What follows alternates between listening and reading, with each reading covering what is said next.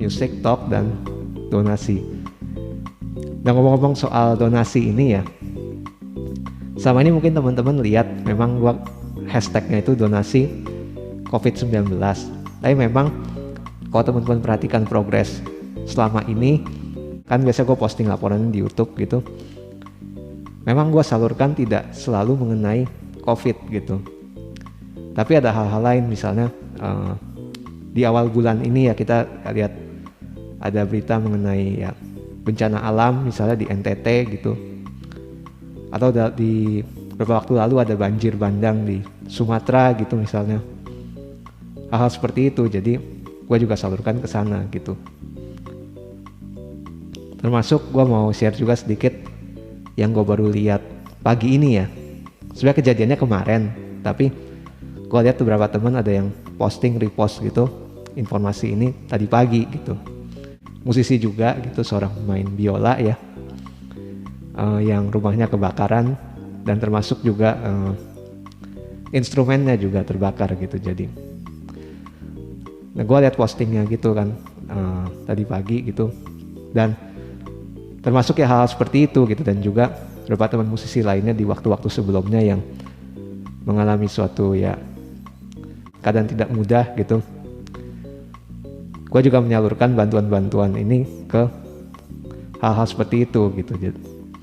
Jadi ketika teman-teman ya, thank you kalau teman-teman sama ini ada yang ikut support juga melalui gue. Nah, jadi gue salurkan mungkin memang tidak selalu harus tentang COVID gitu ya, tapi hal-hal lain yang memerlukan bantuan ya gue salurkan ke sana gitu.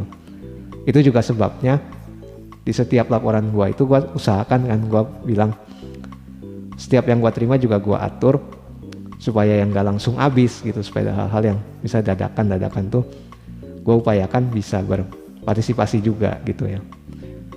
Meskipun jumlahnya mungkin secara angka ya jelas belum seberapa, tapi selagi ada ya gue akan kelola gitu.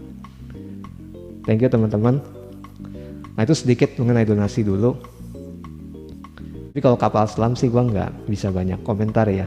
Artinya banyak hal yang gue juga kurang ngerti, jadi gue gak akan banyak komentar. Tapi ya memang itu suatu hal trust yang berat memang ya, bagian dari beban yang dihadapi ya negara kita.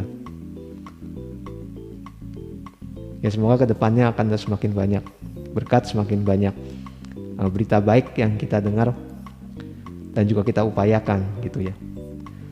Karena kabar-kabar baik itu tidak hanya kayak semacam luck atau keberuntungan, tidak semua jatuh dari langit, tapi ada upaya-upaya yang kita ya usahakan gitu untuk kita bisa mendapatkan hal yang baik itu.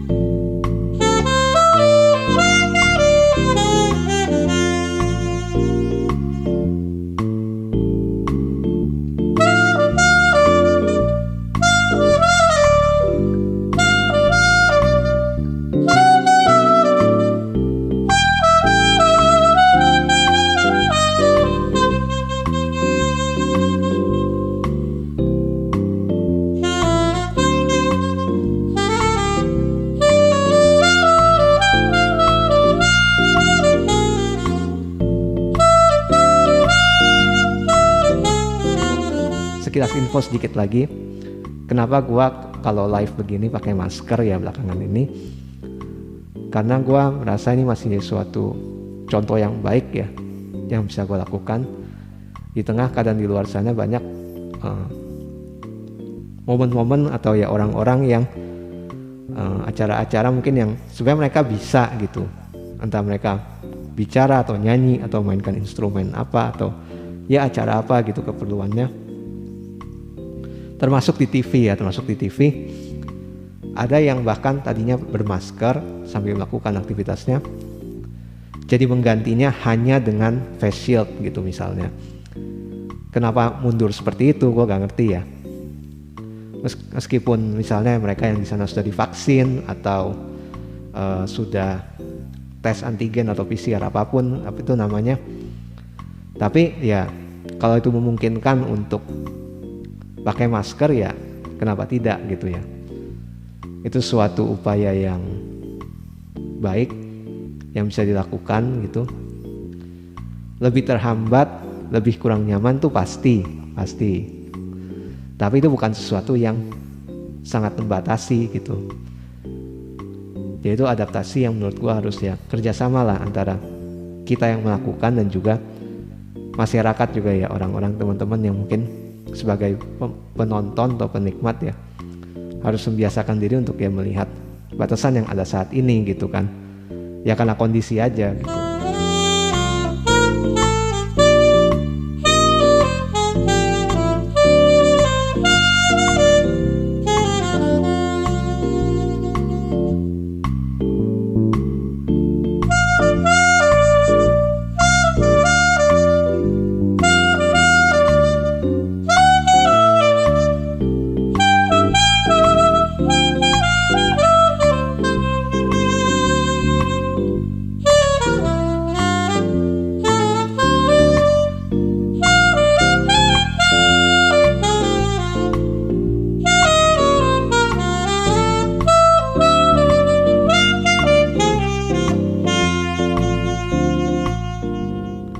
Ya mudik sih gue nggak bisa sebenarnya, secara mudik itu sendiri gue mungkin nggak bisa ngomong banyak gitu karena ya gue memang tidak pernah mudik gitu kan, memang lahir di Jakarta gitu kan, dan tidak pernah mengikuti suatu tradisi gitu ya.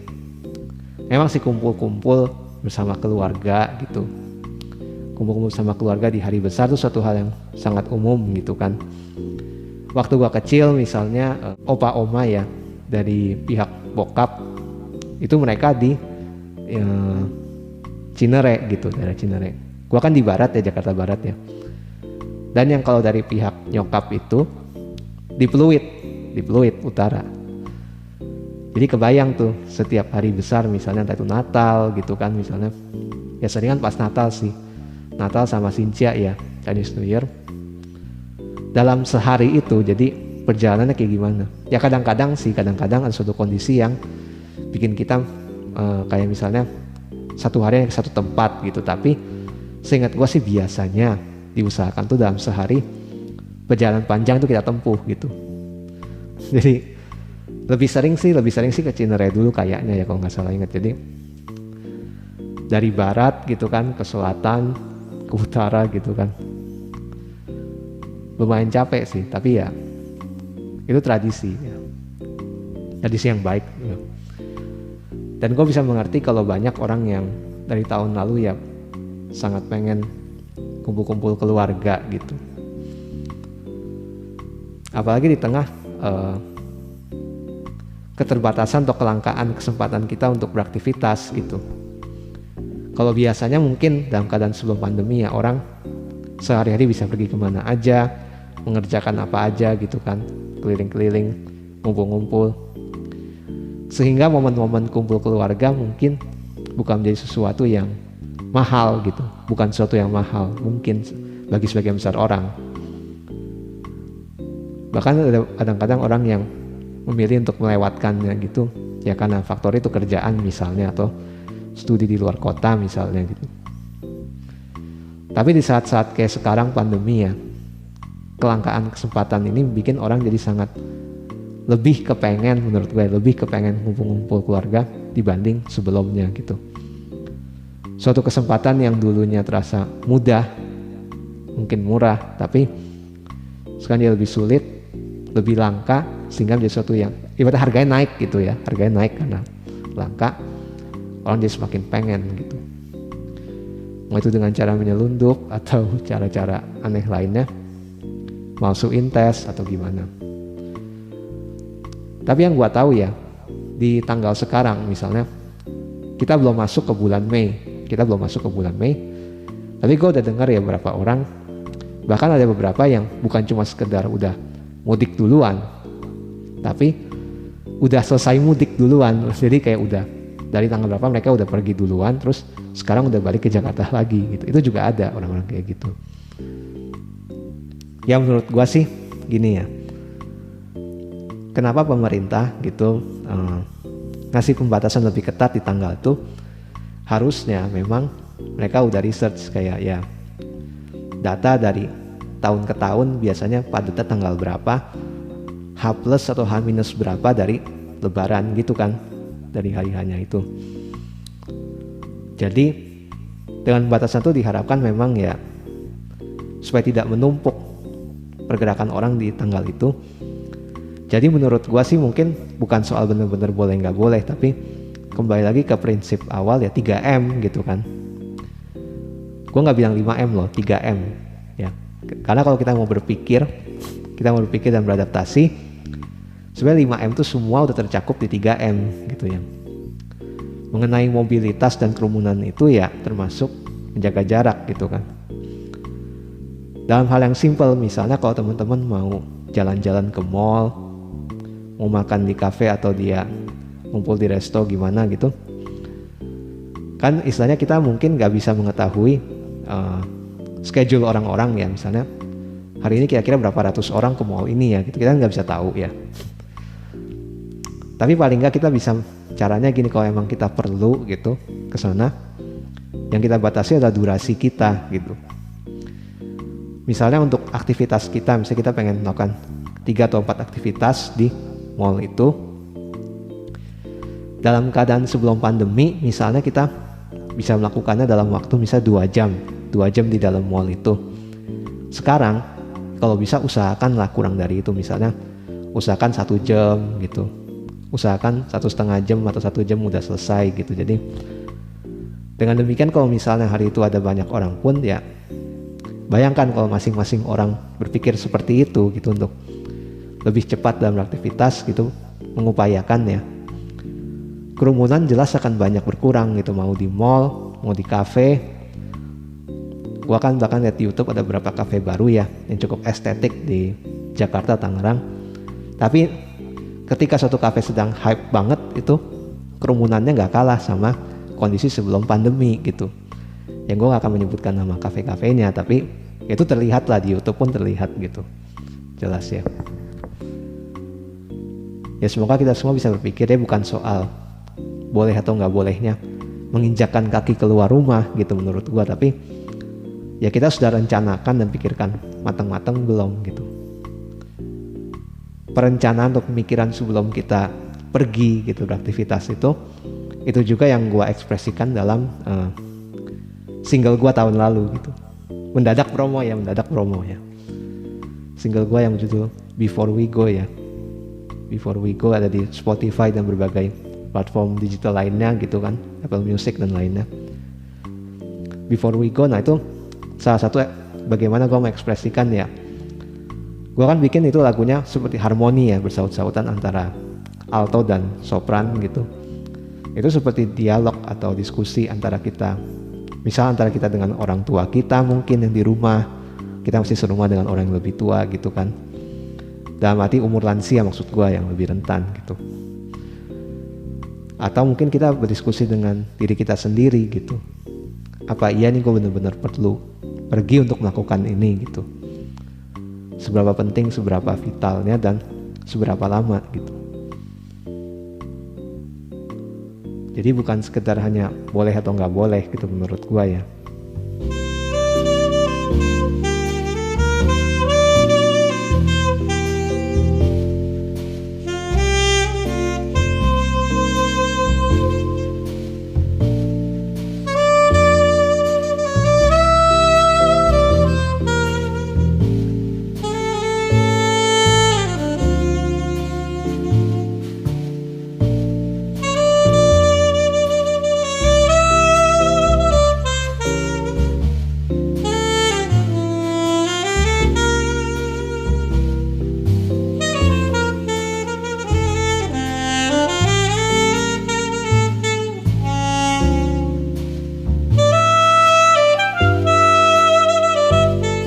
Beberapa orang mungkin merasa ada keanehan-keanehan dalam penanganan ya COVID di Indonesia ya, mengenai pembatasan-pembatasan gitu. Baik dalam hal kenapa itu dibatasi, dan juga bagaimana itu dibatasi. Jadi kenapa dan bagaimananya itu yang banyak dikritisi ya belakangan ini. Kenapanya gitu? Ya menurut gue masih banyak yang belum mengerti ya mengenai 3M gitu.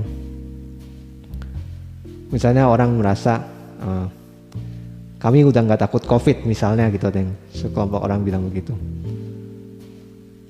Menurut gua gini loh, kalau sudah dibilang tidak takut COVID, kenapa? Karena persentase kematian masih rendah, termasuk rendah dibanding banyak penyakit lain gitu. Gua nggak mau masuk secara konyol ke persentase yang kecil itu. Kenapa gua bilang secara konyol masuk? Karena meskipun persentase kematian COVID masih termasuk rendah dibanding banyak penyakit lain, tapi yang mesti kita perhatikan kan tingkat ininya, penularannya seberapa cepat gitu kan, seberapa cepat. Jadi kalau sejauh ini tingkat penularannya masih tinggi, apalagi dari yang varian mutasi-mutasi itu baru semakin cepat menular, ya artinya gini, misalnya kita mau ngambil 5%, misalnya 5% dari berapa gitu, 5% dari berapa juta itu kan banyak gitu, dan itu semua angka yang ya nyawa gitu, bukan kayak semacam mau dibilang apa, semut atau serangga lainnya gitu, yaitu nyawa manusia semua gitu kan. Apa iya kita mau masukkan diri kita sendiri ke dalam persentase yang kecil itu gitu?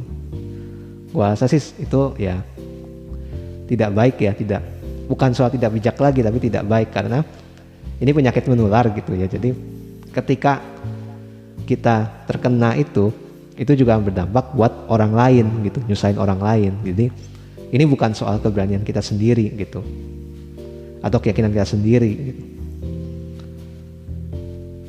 Nah kalau soal itu kan kenapanya. Kalau soal bagaimana, gue mesti akui gue juga bingung nih. Kalau baca berita misalnya dalam satu aspek diperketat gitu, tapi dalam aspek lain banyak yang lolos gitu. Ya misalnya mengenai dalam hal warga negara asing ya, bukan cuma India maksud gua, tapi maksudnya yang gua tahu juga dari awal tahun ini kan mestinya pembatasan ya keluar masuk luar negeri itu kan jauh lebih ketat ya dibanding sebelum-sebelumnya. Tapi kok banyak berita mengenai warga negara asing yang ya mudah aja gitu, bahkan gini, kenapa mereka bisa masuk bahkan dengan yang baru ditangkap itu, yang ada mafianya untuk perizinan lah gitu. Nah kalau mereka sadar, maksudnya mereka sadar mereka membutuhkan bantuan mafia seperti itu, artinya mereka tahu mereka masuk dengan cara yang gak benar gitu. Iya kan, kalau misalnya mereka tahu oh ini memang boleh, memang bisa, mereka secara dokumen atau gimana yakin, ya mereka gak akan perlu itu gitu. Tapi mereka butuh bantuan orang ekstra itu, mafia itu, ya karena mereka sudah tahu kan, karena itu bukan prosedur yang benar gitu. Satu sisi banyak pembatasan dalam negeri, tapi yang dari luar banyak yang bisa masuk. Tapi itu aneh, ya itu aneh. Tapi itu bukan alasan untuk sekalian melonggarkan juga batasan yang di dalam gitu. Justru kalau ada batasan bocor dari luar mesti tambel, tapi yang di dalam ya jangan dibuka juga gitu kan. Terus tempat wisata gimana? Tempat wisata ya menurut gua sih oke lah kalau mau buka gitu ya, karena orang-orang yang berteriak untuk misalnya menutup tempat wisata itu sekalian tetap wisata gitu kan. Apakah mereka mau ngebayarin gitu ya, istilahnya ngebayarin ya hal-hal yang ditutup atau dibatasi gitu. Selama ini orang sering pikir kayak misalnya pekerjaan semacam ya tenaga medis gitu, dokter, guru, dan seniman gitu kan, musisi atau ya seni yang lainnya gitu. Tiga hal itu sering dianggap sebagai pekerjaan yang dalam tanda kutip tanpa pamrih gitu. Dalam tanda kutip tanpa pamrih, tanpa apa ya, tanpa harus diberi imbalan yang bagaimana gitu. Mereka bekerja dengan hati, sehingga akhirnya ya orang-orang kita nih banyak yang kesulitan dalam belajar mengapresiasi bidang itu, bidang kesehatan, pendidikan, dan seni gitu. dalam hal seni misalnya nih, kayak bukan cuma musik ya, tapi kayak misalnya orang desain gitu, kan gambar gitu gampang, misalnya masa minta bayaran segitu. Terus misalnya ya begitu juga untuk orang bikin musik gitu ya, kadang dianggap cuma gitu doang gitu kan. Orang-orang yang mungkin bilang mau hidup bagaimana dari musik gitu kan. Orang-orang seperti itu yang seringkali juga memang belum terbiasa untuk ya belajar mengapresiasi dengan layak gitu bidang itu. Semangat buat semua teman-teman yang bekerja di 3 bidang itu yang gue sebut tadi ya, kesehatan, pendidikan, dan seni. Kita terus berjuang ya di saat-saat kayak gini. Semoga kedepannya makin banyak peluang yang baik yang bisa kita manfaatkan untuk survive, untuk bertahan, sabar, dan juga semakin jadi berkat buat teman-teman yang termasuk bidang lain gitu ya.